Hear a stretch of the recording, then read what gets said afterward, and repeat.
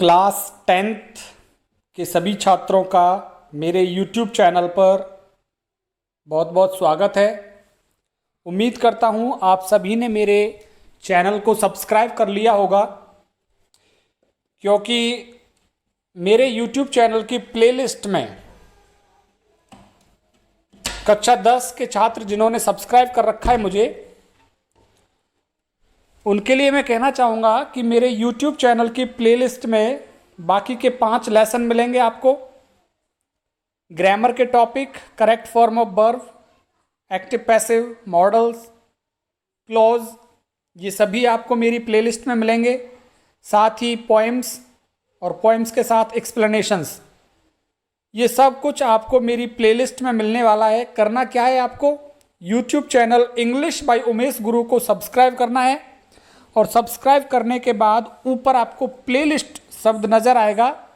उस प्लेलिस्ट को ओपन करना और ओपन करते ही सारा मटेरियल आपके पास उपलब्ध हो जाएगा।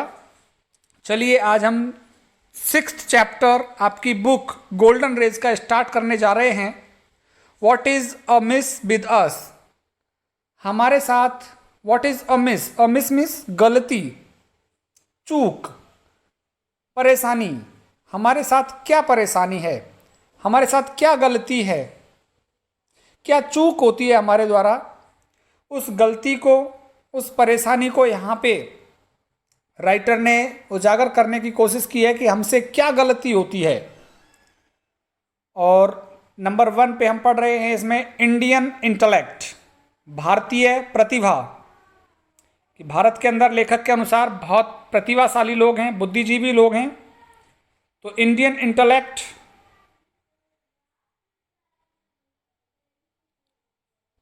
से स्टार्ट कर रहे हैं। Our nation, ours is a nation of intellectuals, हमारा जो राष्ट्र है वो इंटेलेक्चुअल्स का है, प्रतिभाशालियों का राष्ट्र है हमारा।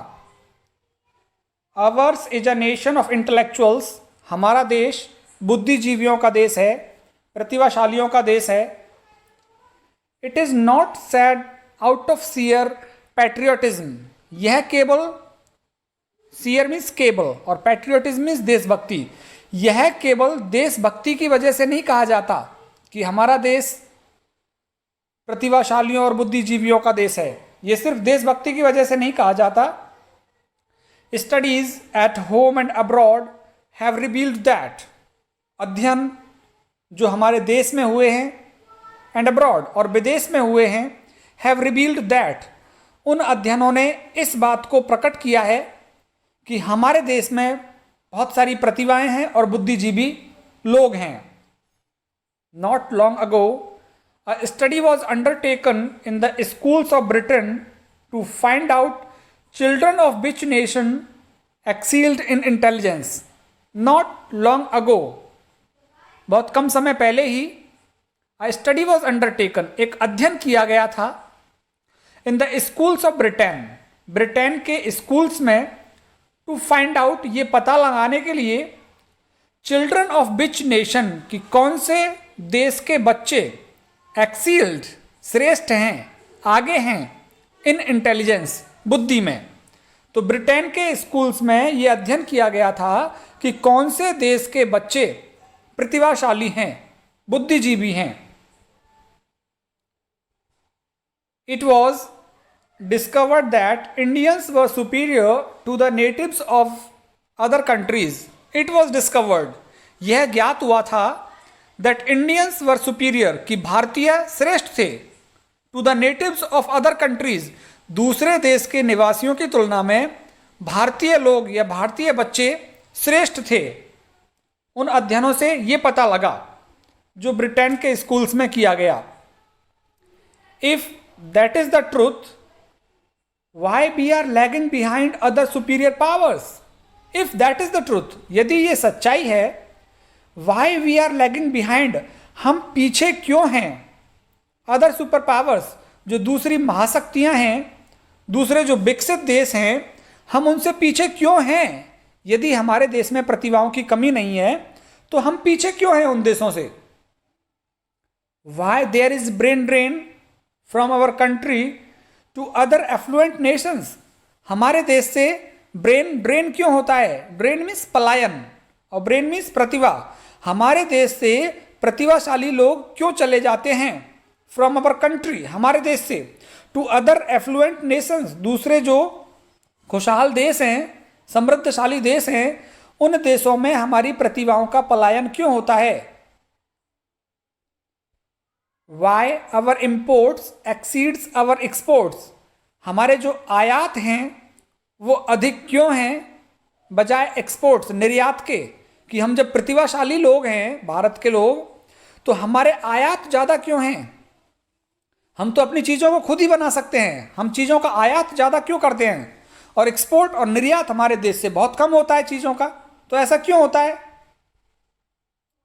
Y we look to developed nations for help and aid? हम विकसित देशों की ओर क्यों देखते हैं मदद के लिए और सहायता के लिए? Where we are amiss? कहाँ चूक हो जाती है हमसे, हम कहाँ गलती पर हैं कि हम प्रतिभाशाली देश हैं फिर भी हमारे देश से प्रतिभा का पलायन होता है? हम विकसित देशों से पीछे हैं, हमारे आयात तो ज़्यादा हैं और निर्यात हमारे देश से कम होता है। हम विकसित देशों की ओर मदद के लिए देखते हैं, कहाँ गलती होती है हमसे जबकि हम एक प्रतिभाशाली राष्ट्र हैं? Saying so does not mean our progress is not.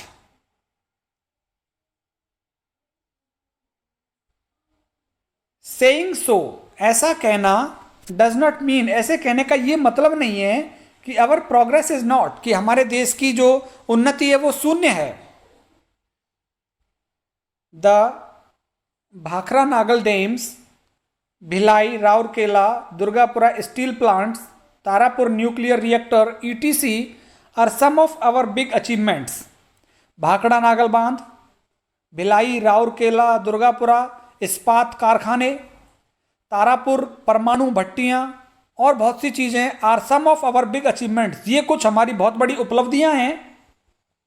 But in the grandeur of the big, लेकिन इन बड़े की चमक के पीछे, the small has been neglected, छोटी चीज़ों की उपेक्षा कर दी गई है हम भारतीयों के द्वारा। E.F. Shoemaker was not wrong when he captioned his best seller small is beautiful.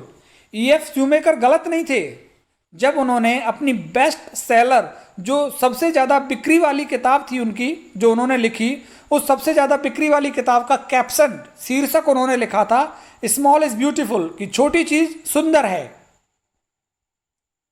छोटी चीज़ों पर ध्यान देना चाहिए। Here are few instances to show how the neglect of these small but important issues has hampered our glory. Here are few instances, यहाँ कुछ उदाहरण है, to show, ये दिखाने के लिए, how the neglect of these small, कि कैसे इन छोटी छोटी चीज़ों की उपेक्षा, but important issues, लेकिन महत्वपूर्ण मुद्दों की उपेक्षा जो हम करते हैं, हैज हैम्पर्ड, ये बाधा डालता है अवर ग्लोरी, हमारे देश की शान में, कि जो हम छोटी छोटी चीज़ों की उपेक्षा करते हैं, छोटे छोटे मुद्दों की जो हम की प्रति अज्ञानता दिखाते हैं, यही हमारी अज्ञानता और उपेक्षा छोटे मुद्दों के प्रति हमारी शान में बाधक है। Social behaviour and civic sense, सामाजिक व्यवहार और मानवीय समझदारी, सिविक मीन्स नागरिक और मानवीय।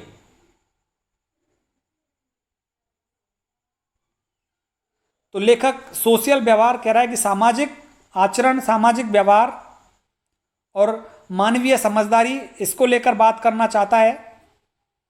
Hair we are at the lowest ebb, कह रहा है कि इन दो चीज़ों में हम बिल्कुल निम्नतम स्तर पर हैं। लोएस्ट एब, एब मीन्स नीचे का स्तर, एब एंड फ्लो, ज्वार भाटा सुना होगा आपने, तो एब जब पानी नीचे आ जाता है उसको एब बोलते हैं, भाटा, और जब पानी ऊपर चढ़ता है, लहरें ऊपर आती है, उसको ज्वार बोलते हैं, तो फ्लो। तो यहाँ पे निम्नतम स्तर की बात कर रहा है कि here we are at the lowest ebb, यहाँ हम निम्नतम स्तर पर हैं सामाजिक व्यवहार और मानवीय समझदारी की बात करें तो। It may be a journey और अ वॉक, चाहे हम किसी यात्रा की बात करें या किसी भ्रमण की, अ फीस्ट और अ फेयर, किसी दावत की बात करें या किसी मेले की, अ मीटिंग और अ गैदरिंग, किसी सभा की बात करें या किसी इकट्ठी भीड़ की, अ सीरियस स्टडी और अ लेजर आवर, हम किसी गंभीर अध्ययन की बात करें या अवकाश के समय की। Most of us exhibit crass ignorance of minimum basic human decencies, हम में से अधिकांश लोग एग्जिबिट प्रदर्शित करते हैं क्रैश इग्नोरेंस बहुत अधिक अज्ञानता ऑफ मिनिमम बेसिक ह्यूमन डिसेंसीज, कि हम आधारभूत मानवीय शिष्टाचार को कम से कम प्रदर्शित करते हैं। लेखक कहना चाहता है कि चाहे कैसी स्थिति हो, चाहे दावत हो, चाहे मेला हो, चाहे सभा हो, चाहे भीड़ हो, चाहे छोटी सी यात्रा हो, चाहे भ्रमण हो, हम मानवीय शिष्टाचार को दिखाते नहीं हैं, मानव के प्रति सम्मान नहीं दिखाते हम। Let's see how and where we lack in our social behaviour, चलो देखते हैं कि हम कहाँ और कैसे हमारे सामाजिक आचरण में लैक कमी है, and cultivation of civic sense, और हमारा जो मानवीय समझदारी है वो कल्टीवेट क्यों नहीं हो रही, विकसित क्यों नहीं हो रही, बढ़ क्यों नहीं रही, कहाँ कमी है हमारे अंदर। चलो देखते हैं इन कमियों को।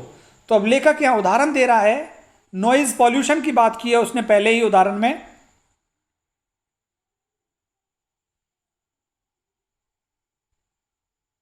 नॉइज पॉल्यूशन, ध्वनि प्रदूषण। Human ear is meant for receiving sound of normal range of decibels. Decibel होता है ध्वनि को मापने की इकाई। तो ह्यूमन ईयर, मानवीय कान, इज मींट, बने हैं, फॉर रिसीविंग साउंड, आवाज ग्रहण करने के लिए बने हैं, of normal range of decibel. Decibel मतलब सामान्य औसत आवाज को सुनने के लिए हमारे कान बने हैं, कि कम डेसिबल की आवाज को सुनने के ग्रहण करने के लिए हमारे कान बने हैं। Sound received beyond that measure, यदि इस माप से अधिक आवाज आती है, would not only be jarring, वो ना केवल हमको परेशान करेगी, but also damaging to our hearing sense organs, वो हमारे सुनने की इंद्रियों और सुनने के अंगों को क्षति पहुंचाएगी। तो अगर एक निश्चित डेसिबल, एक निश्चित इकाई से ज़्यादा आवाज़ आएगी तो वो ना केवल हमको परेशान करेगी बल्कि हमारे सुनने की इंद्रियों और अंगों को भी क्षति पहुंचाएगी।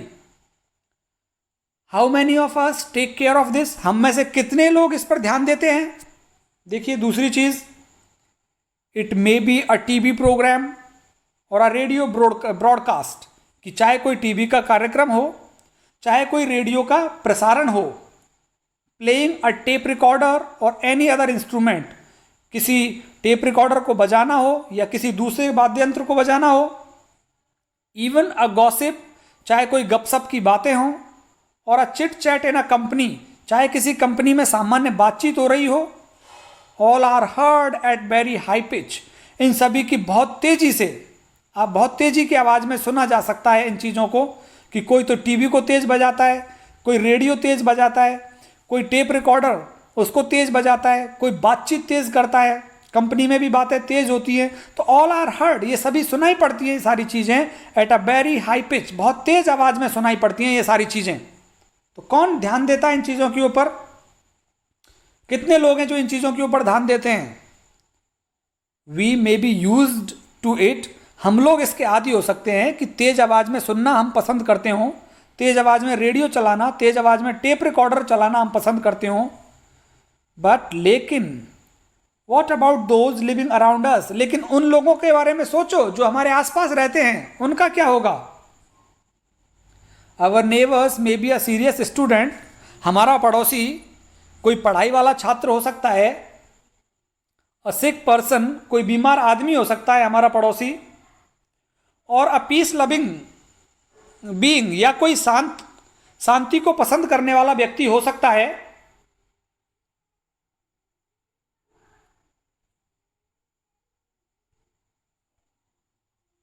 Have we ever thought of him, क्या हमने कभी उसके बारे में सोचा है। How much agony do we cause to him her, कितनी परेशानी का कारण हम उसके लिए बनते हैं, तेज आवाज में टीवी चलाकर, रेडियो चलाकर, कितनी परेशानी का कारण हम उसके लिए बनते हैं, क्या हमने कभी सोचा है? The never being a person of cool temperament does not quarrel with us and suffers in silence, और हमारा पड़ोसी जो शांत स्वभाव का है, टेम्परामेंट शांत है उसका, डज नॉट क्वारल, वो हमसे झगड़ता तो है नहीं जब हम तेज टीवी चलाते हैं या तेज हमारा टेप रिकॉर्डर चलता है, एंड सफर्स इन साइलेंस, और वो व्यक्ति चुपचाप दुखी होता रहता है, पीड़ित होता रहता है अपने घर में। The poor fellow shuts the windows and the doors and puts cotton in his ear to reduce the impact of high pitched noises. The poor fellow, वो बेचारा आदमी, हमारा पड़ोसी, shuts the windows, खिड़कियों को बंद कर लेता है, and doors, दरवाजों को बंद कर लेता है, and puts cotton in his ear, और अपने कानों में रुई डाल लेता है, to reduce the impact of high pitched noises, उन तेज आवाज के प्रभाव को कम करने के लिए बेचारा खुद ही अपने ये काम कर लेता है।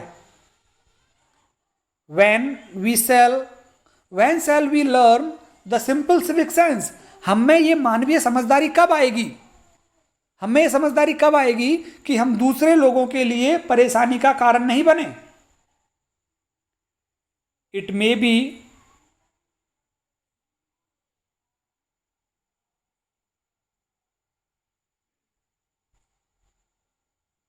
be a marriage ceremony or any other function, कोई शादी समारोह को ले लो, किसी के यहाँ शादी समारोह हो सकता है, और एनी अदर फंक्शन, या कोई दूसरा कार्यक्रम हो सकता है, और रिचुअल, कोई धार्मिक अनुष्ठान हो सकता है किसी के घर में, और अ प्रेयर, या कहीं पे प्रार्थना हो सकती है। There is generally a fashion, एक सामान्य सा प्रचलन हो गया है, of hiring a loudspeaker to be used the loudest, कि तेज आवाज करने के लिए हम लाउड स्पीकर किराए पर लेकर आते हैं। तो एक सामान्य सा प्रचलन हो गया है कि किसी के शादी समारोह हो, किसी के धार्मिक अनुष्ठान हो या प्रार्थना हो, हम लाउड स्पीकर लेकर के आते हैं तेज आवाज करने के लिए। आपने देखा होगा, रामायण पाठ होता है तो लोग लाउड स्पीकर लगाते हैं, मस्जिदों में अजान पढ़ी जाती है, नमाज अदा की जाती है तो लाउड स्पीकर चलता रहता है। तो लेखक कह रहा है किसी के शादी समारोह हो, धार्मिक अनुष्ठान हो, प्रार्थना हो, तो एक सामान्य सा फैशन हो गया है कि हम लाउड स्पीकर किराए पर मंगवाते हैं, लेके आते हैं तेज आवाज करने के लिए, जिससे कि आवाज तेज हो जाए।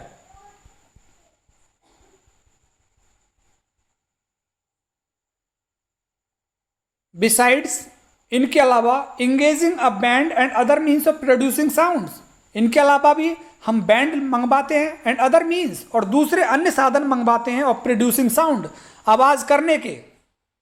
शादी समारोह में the pitch is kept so high, आवाज इतनी तेज रखी जाती है, that sensitive beings get shocks, कि जो संवेदनशील व्यक्ति हैं, बेचारे दुखी व्यक्ति हैं, उनको सदमा सा लगता है, उस आवाज से झटका सा लगता है।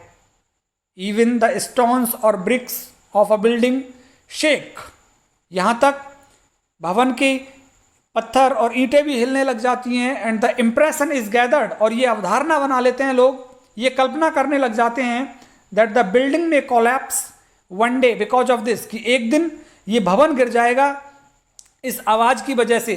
जहां पे आवाज हो रही होती है घर में, तो लोग कहते हैं कि एक दिन निश्चित ही इनका घर गिर जाएगा, इतनी तेज आवाज में बजाते हैं ये video, TV, radio, loud speaker.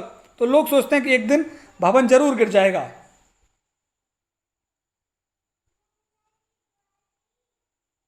The vehicles, specially the trucks, make living unbearable, वाहनों की बात करें तो विशेषकर ट्रक, मेक लिविंग अनवियरेबल, वो जीवन को असहनीय बना देते हैं। इवन द ड्राइवर्स, यहाँ तक कि जो ड्राइवर होते हैं ट्रकों के, ब्लो हॉर्न, वो हॉर्न बजाते हैं, not only loudly but also incessantly, ना केवल तेजी से but also incessantly. Incessantly means लगातार लगातार बजाते रहते हैं हॉर्न को, and that too often without any reason, और प्राय कई बार तो वो बिना कारण के ही हॉर्न बजाते रहते हैं ट्रक चलाने वाले driver. The noise pollution caused because of the lack of civic sense, और जो ये ध्वनि प्रदूषण का कारण बनता है वो है हमारी लैक ऑफ सिविक सेंस, कि हम में मानवीय समझ का अभाव है, मानवीय समझ की कमी है हमारे अंदर। एंड केयरलेस सोशल बिहेवियर और हमारा लापरवाहीपूर्ण सामाजिक जो व्यवहार है, आचरण है, मार्स, वो खत्म कर देता है। The sensibilities of our people at large, हमारे लोगों की संवेदनाओं को मार देता है, हमारे लोगों की भावनाओं को खत्म कर देता है हमारा सामाजिक आचरण। एंड अफेक्ट्स अवर एफिशिएंसी, और हमारी क्षमताओं को भी प्रभावित करता है हमारा सामाजिक आचरण, कि हमारे अंदर सामाजिक आचरण की भी कमी है, ऐसा लेखक कहना चाहता है। तो पहला उसने नॉइज पॉल्यूशन का उदाहरण दिया, और दूसरा उदाहरण आया है ट्रैवल बाय पब्लिक ट्रांसपोर्ट। मैं आपको बता देना चाहता हूं, इसके केवल 2 ही पार्ट तैयार करूंगा मैं, दूसरा पार्ट अभी हमारा रनिंग में है।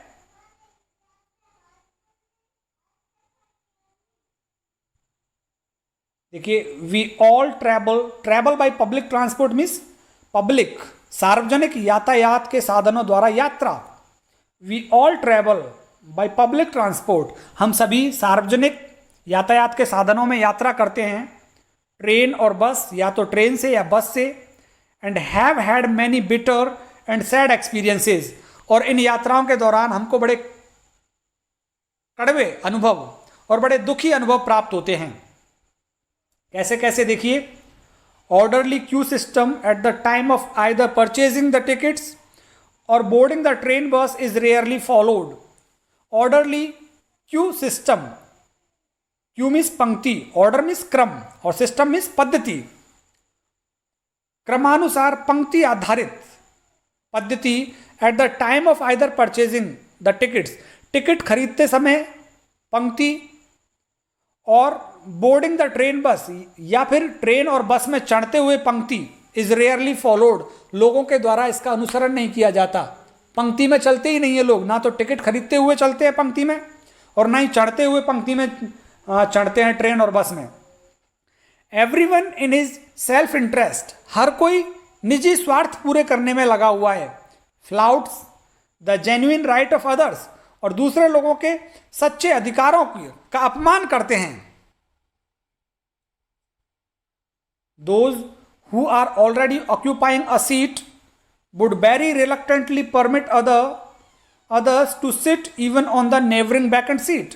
Those who are already occupying, वो लोग जिनको पहले से ही सीट मिल गई है, would very reluctantly, बड़ी अनिच्छा से, परमिट, अनुमति देते हैं अदर्स, दूसरे लोगों को, टू सिट, बैठने की, even on the neighbouring vacant seat, यहां तक कि जो उनके बगल वाली सीट है वो खाली है, फिर भी अनिच्छा से उस सीट पर बैठने की अनुमति देते हैं दूसरे व्यक्ति को।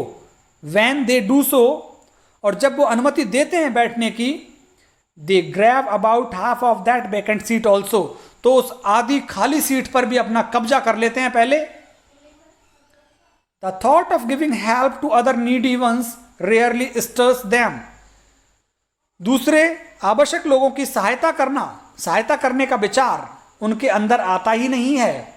स्टर्स, सक्रिय होता ही नहीं है ऐसे लोगों के अंदर, कि जो आवश्यक, जिनको वास्तव में सीट चाहिए, उन लोगों की मदद करने का विचार ऐसे लोगों के अंदर आता ही नहीं है।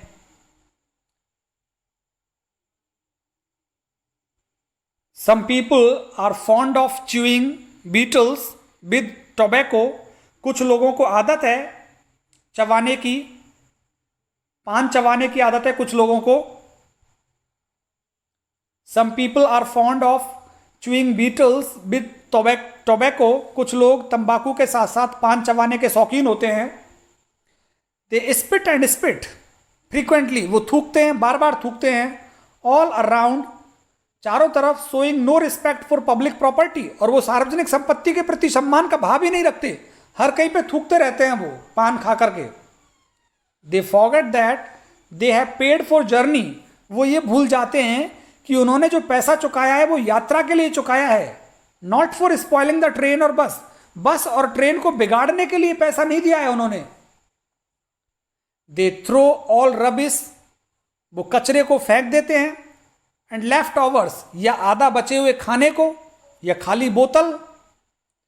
Where ever they so desire, जहां उनका मन करे वहीं फेंक देते हैं वो कचरे को, आधे खाए हुए भोजन को, खाली बोतलों को। लेफ्ट ओवर मीन्स बचा हुआ, शेष बची हुई चीजों को कहीं भी फेंक देते हैं वो, जैसे केले का छिलका फेंक दिया, our public transport, our roads and streets, our public places and buildings are seen littered. हमारे सार्वजनिक यातायात के साधन, हमारी सड़कें, हमारी गलियां, हमारे सार्वजनिक स्थान और हमारी सार्वजनिक इमारतें आर सीन लिटर्ड, वो बिल्कुल गंदे दिखाई देते हैं. With all sorts of stinking refuse, वहां पे बदबूदार शेष बची हुई चीजें पड़ी हुई होती हैं. That tells upon our health and bigger, जो हमारी स्वास्थ्य पर बुरा प्रभाव डालती हैं, एंड बिगर, और हमारी शक्ति पर, हमारी ताकत पर बुरा प्रभाव डालती हैं. तो लोग जहां सार्वजनिक स्थानों पर घूमने जाते हैं वहीं पे लेफ्ट ओवर्स, बची हुई चीज़ों को वहीं पे फेंक देते हैं और फिर वो स्टिंकिंग रिफ्यूज, जो फेंकी हुई चीज़ें हैं उनमें बदबू आने लगती है और लोगों के स्वास्थ्य पर और ताकत पर बुरा प्रभाव पड़ता है फिर उन चीज़ों से. केवल 4 लाइनें और पढ़ेंगे हम इस पार्ट में.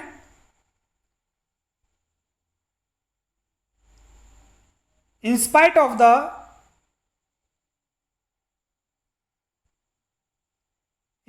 the statutory warning, वैधानिक चेतावनी के बावजूद भी, स्टैट्यूरी मीन्स स्टैट्यूरी, वैधानिक चेतावनी के बावजूद भी smoking is injurious to health, वैधानिक चेतावनी लिखी रहती है कि धूम्रपान स्वास्थ्य के लिए हानिकारक है. We do not notice any slump in the sale of the cigarette और बीडीज, हमको नजर ही नहीं आता एनी स्लम्प, किसी भी प्रकार की कमी, in the sale of cigarettes और बीडीज, बीड़ी और सिगरेट की विक्रय में कोई कमी ही नजर नहीं आती. खूब बिकती है, फिर भी खूब लिखा होता है, उस पर वैधानिक चेतावनी लिखी होती है कि स्वास्थ्य के लिए हानिकारक है, फिर भी कोई स्लम्प, कोई कमी नहीं नजर नहीं आती है उनकी बिक्री में.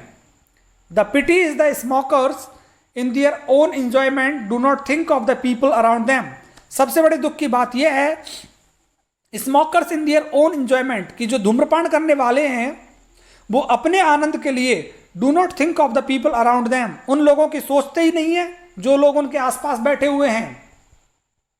Sometimes the surroundings become unfit for breathing, कभी कभार चारों ओर का जो वातावरण है वो अनुपयुक्त हो जाता है सांस लेने के लिए, सांस भी नहीं ली जाती, इतनी धुआं छोड़ देते हैं वो लोग. पैसिव स्मोकिंग कॉजेज मोर हार्म, जो पैसिव स्मोकिंग है, जो लोग धूम्रपान नहीं करते उनके लिए है पैसिव स्मोकिंग. तो जो पैसिव स्मोकिंग है, जैसे कोई दूसरा बीड़ी पी रहा है और उसकी धुआं मेरे सांस के साथ मेरे अंदर आ रही है, तो मैं हो गया पैसिव स्मोकर. वो तो एक्टिव है, वो तो सक्रिय होकर बीड़ी पी रहा है, लेकिन उसकी धुआं मेरे नाक में होकर मेरे फेफड़ों तक पहुंच रही है, तो मैं बन गया पैसिव स्मोकर, निष्क्रिय धूम्रपान करने वाला. तो पैसिव स्मोकिंग कॉजेज मोर हार्म, तो जो निष्क्रिय धूम्रपान करते हैं, किसी की धुआं जो हमारे नाक में आती है, हमारे फेफड़ों में पहुंच जाती है, वो ज़्यादा हानिकारक है. तो लोगों को अपनी शिष्टता को भूले बैठे हैं, छोटी छोटी चीज़ों के प्रति लोगों में अज्ञानता है और इसी वजह से हम पीछे पड़े हुए हैं लेखक के अनुसार और विकसित देशों के जैसे आगे नहीं बढ़ पा रहे हैं. यहीं पर हम रुकते हैं. ट्रैफिक साइंस से हमारा पार्ट 2 स्टार्ट होगा और पार्ट 2 में ही मैं इसको ख़त्म कर दूंगा. आप बने रहिए मेरे YouTube channel English by Umesh गुरु के साथ. ज़रूर सब्सक्राइब कर लीजिए. सब्सक्राइब करने का फ़ायदा यह है कि आप प्लेलिस्ट खोल पाएंगे और प्लेलिस्ट खोल पाएंगे तो आपको कक्षा 10 का पूरा इंग्लिश का सिलेबस मेरे प्लेलिस्ट के कॉलम में आपको मिल जाएगा. बहुत बहुत धन्यवाद आप सभी का, आप मेरे साथ बने रहे. मिलेंगे अगले वीडियो में, तब तक के लिए बहुत बहुत धन्यवाद आप सभी का.